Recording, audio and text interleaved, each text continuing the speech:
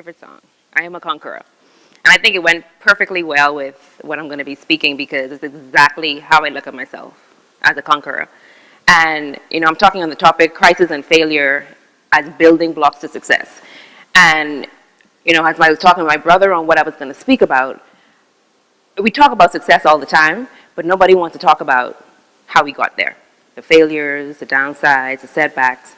And to me, they're so important because, again, for me, you all know my brother and I's story, right? We had a big tragedy that was a major crisis in our lives. But also beyond just a crisis, it now presents this ground for the possibility of not succeeding and the possibility of failing. Well, not succeeding according to whose expectations, okay? So success varies for different people. And there's a lot of, so now being in this limelight, now taking on major leadership role and responsibilities that we are now I'm being more exposed to people telling you no. I'm being more exposed to people being unreliable, being more exposed to now you have 10 times more the responsibilities than you used to have before. So your probability of failing has increased. And then you have there's also the idea of, I don't have time, so you can't take care of yourself physically, you can't take care of yourself physically, emotionally, spiritually, and so you kind of fail in these different areas if you don't find a balance. And so I'm like, look, at the end of the day, and how I look at failures, how I look at success, how I look at challenges, I welcome them. To me, I enjoy them. Like that's the funnest part of success to me because I have chosen to look at them differently. And so, I want to talk about some hard truths, okay? Whether we like it or not, these are some truths that are out there.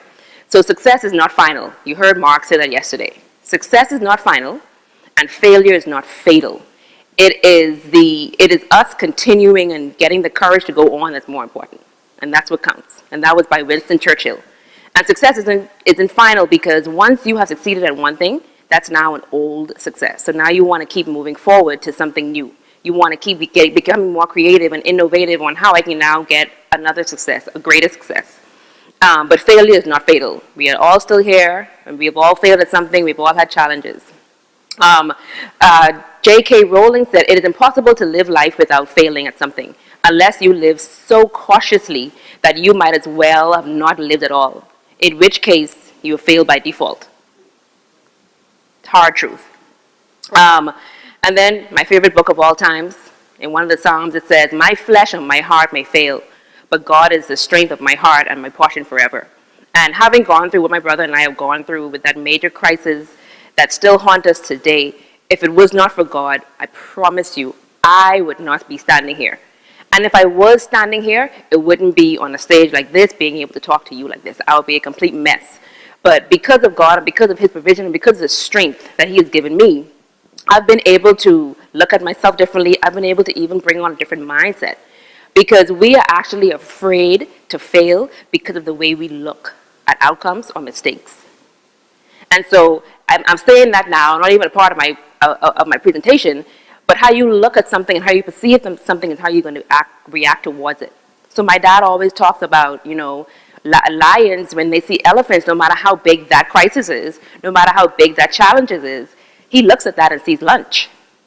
So I literally look at challenges, I look at failing, I look at fear as, okay, Charisa, this is just lunch. What are you going to do about it? I look at people as lunch. I'm telling you, because they are going to be some of your biggest adversary. They're going to be some of your biggest issues. But I look at them as lunch. I don't have a clicker. Is that possible? And so we went over the facts, the truth. Let's look at some other facts.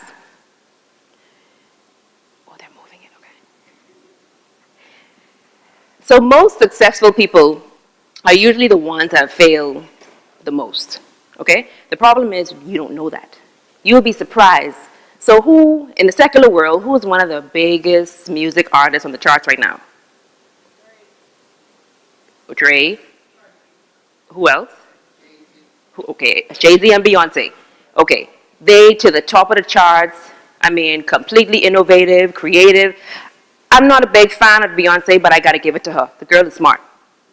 She's business smart. Yes? But you have no idea what her and Jay-Z go through behind closed doors. We don't know that, and probably will never know that. People go through failures, they go through challenges, but they only show you what they want you to see. Okay? We tend to admire people for their success, but yet we don't know their struggle. I get all the time, people say to me, man, you inspire me so much, I want to be where you are. How can I get there? I said, trust me, you don't want to know how I got here. You don't want to know what I had to go through and what I had to endure to get on this platform. People don't understand what you had to lose to gain. They don't understand what you had to give to gain. They don't know what you had to sacrifice to gain. Everybody wants to be Miles Monroe. They have no idea what he had to lose and what he had to gain to be as successful of a person as he was. So setbacks and failures are inevitable in life, just like change and just like time. They're inevitable, but no one is perfect, and we're not invincible. So we are going to fail. We are going to not succeed all the time. We are going to succeed and have a shortcoming of what it is that we projected or desired to be. So adversity is required for success. Like I said, we are afraid of failure because of how we look at mistakes and problems. And so once we change our perception, Mark talked about it yesterday, and how we change about how we look at these things and the mentality that we have, we will behave differently and we will act differently. And so failure is an option. I know it's easy for us to say failure is not an option. Okay, just a fact. Failure is actually an option. It's just not the final option. We have other options, but failing is going to be one of them. So you may ask yourself, okay, fine. How can we train ourselves to overcome challenges, crises, and failures and use them to our advantage? So I use people that challenge me as a stepping stone, literally. I say, okay, that's how you want to be? Fine, come stand right here.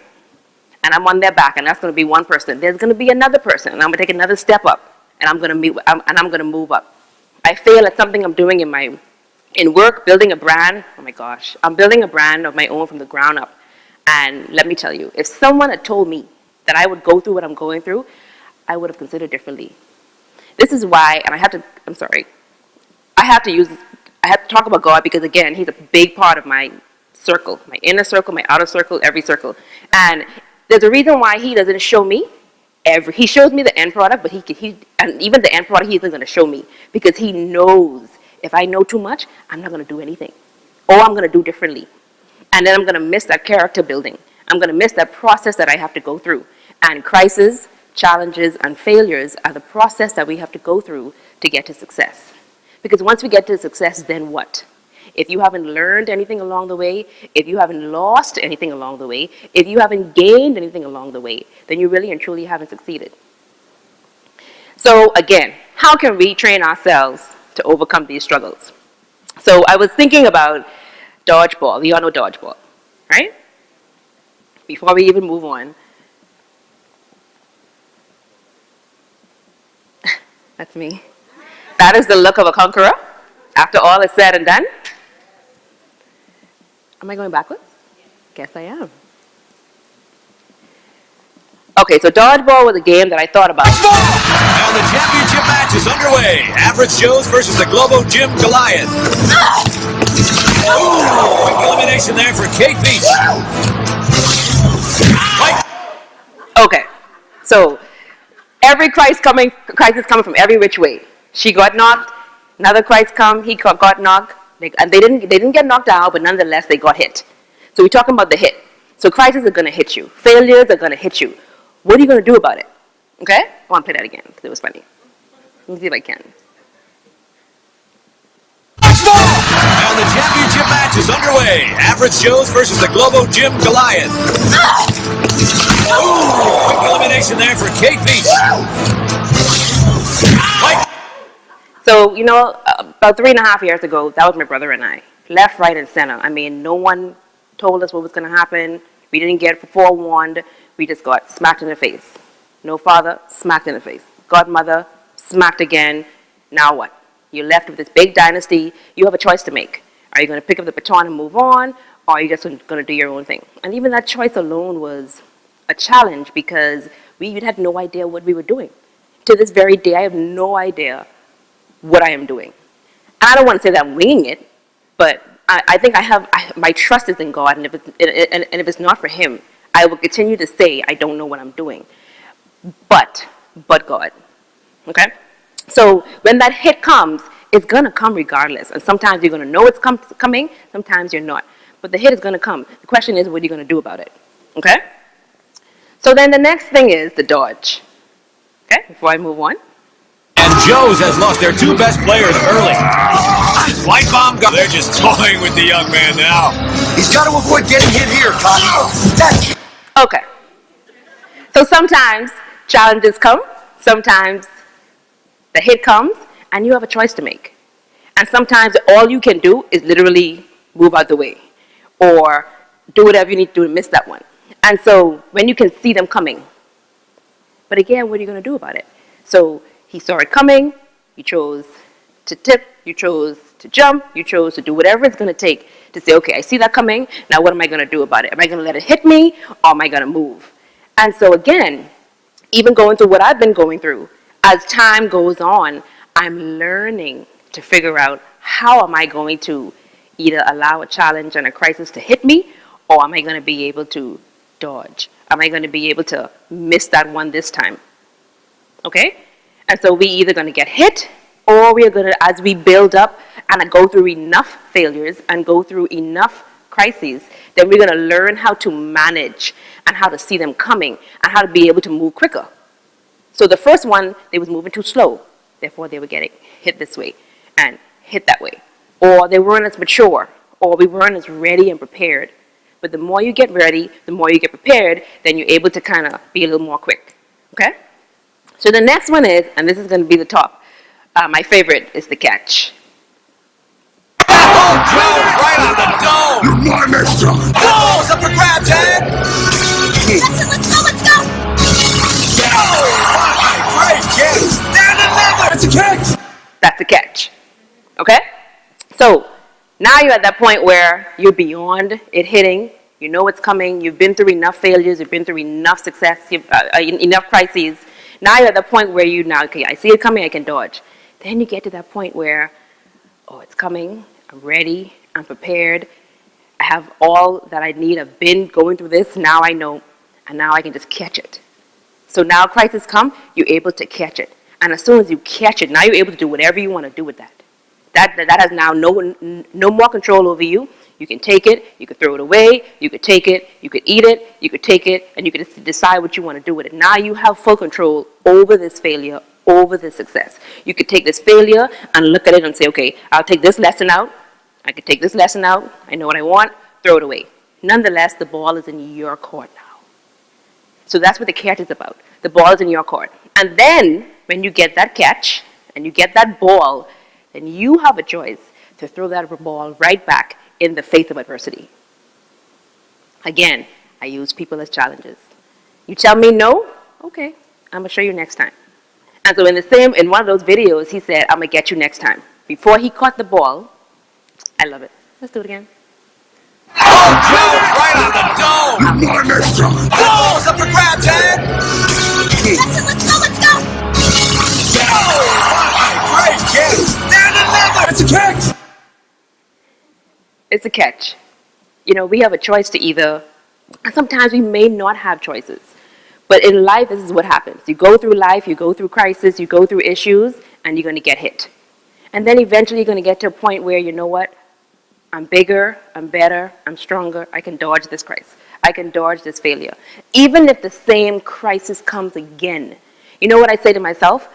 Man, if I can go through what I have been through, or going through what I've been through since my parents have passed, to now, and still be standing, I can handle anything at this point. You could throw me anything, and I'm like, if I could do that and still be smiling, I could take it on.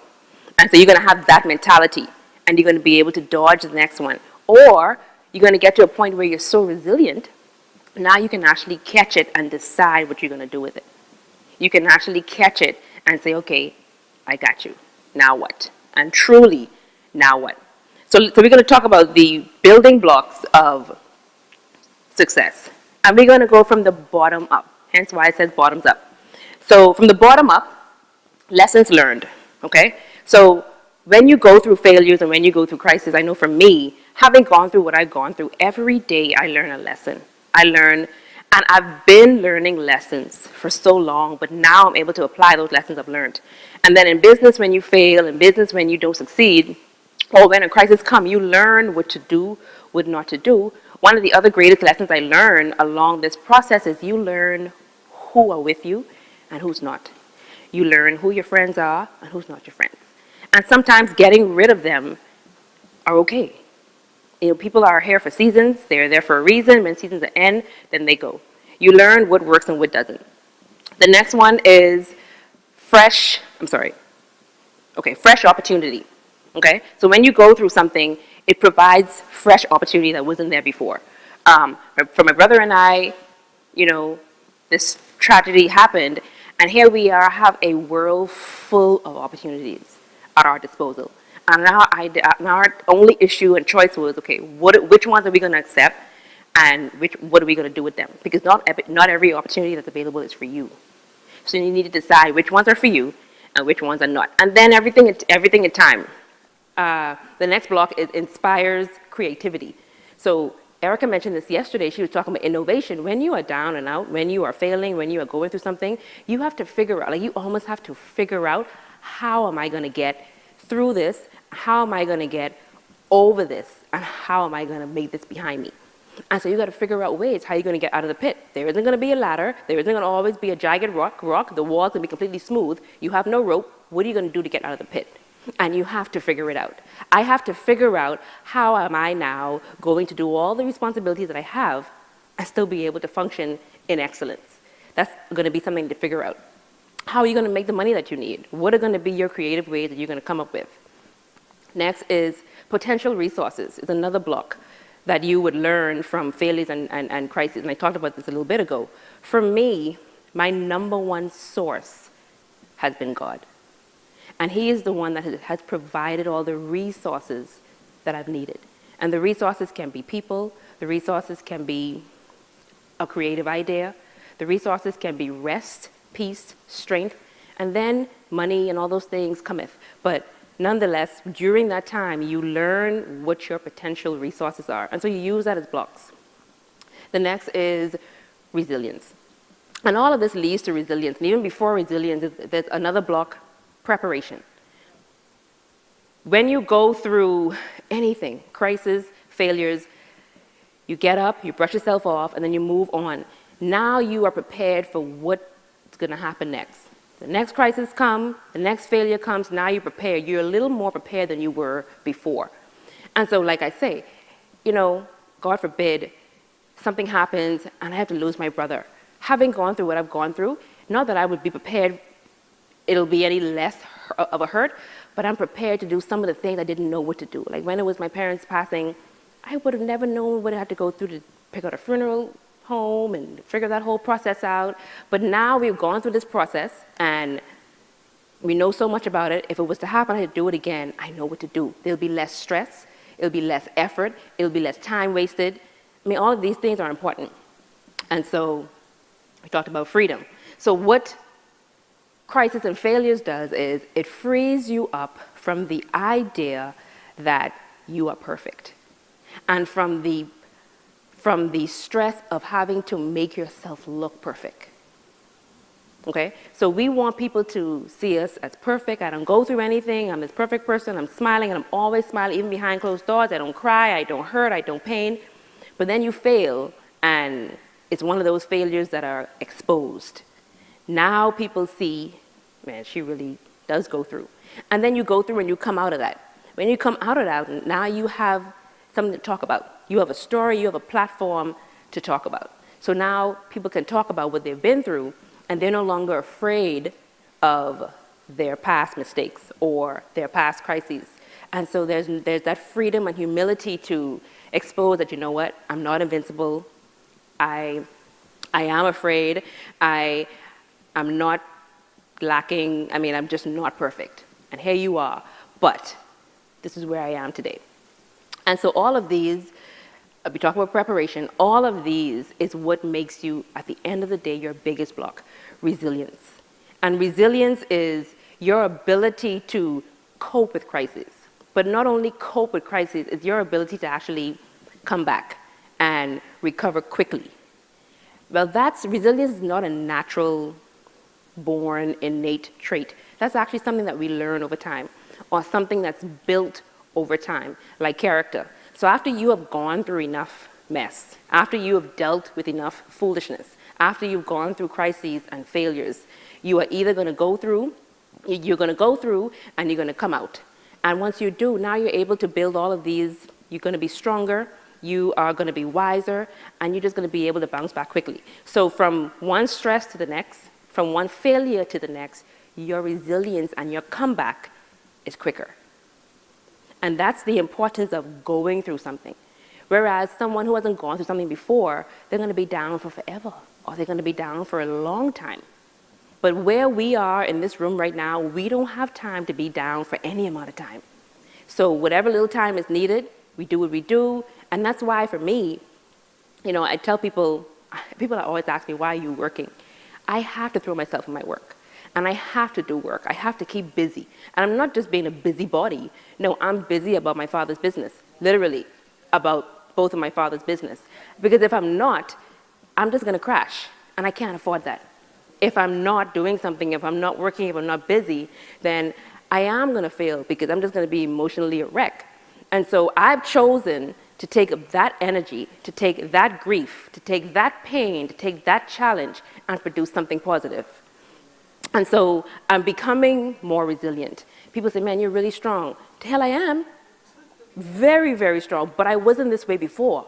I wasn't so strong before. Or I didn't think I was. And come to find out, I am strong. And my favorite book, in Proverbs it says, for the righteous falls 7 times and rise again. It is the wicked that stumble in times of calamity. So even the Bible says we're going to fall not once, not twice, not 3 times, but 7 times. And even after the 7th time, we're going to rise again, and we're going to be great. And so what's the most important? Well, what's 3 things that we can do in the eye and face of adversity? The hit is going to happen regardless, okay? Then the dodge, then the catch. You want to see those again? Those are amazing. Okay, so, and for a final point, when I sum it all up together, you can only build up in life. When you're building anything, you can't build down. You don't build down. You actually break down or you tear down. We're talking about building blocks. So you only build up in life. So brush off every hit, dodge the ones you can, and the ones you can't, catch them and use them as building blocks to success and greatness. If you can build, brush off every hit, they're going to come regardless. Dodge the ones you can, do whatever you need to do. Bend down, jump, split, whatever. And the ones you can't dodge, no problem. Catch them and use them to your advantage. Use them as building blocks to success and greatness.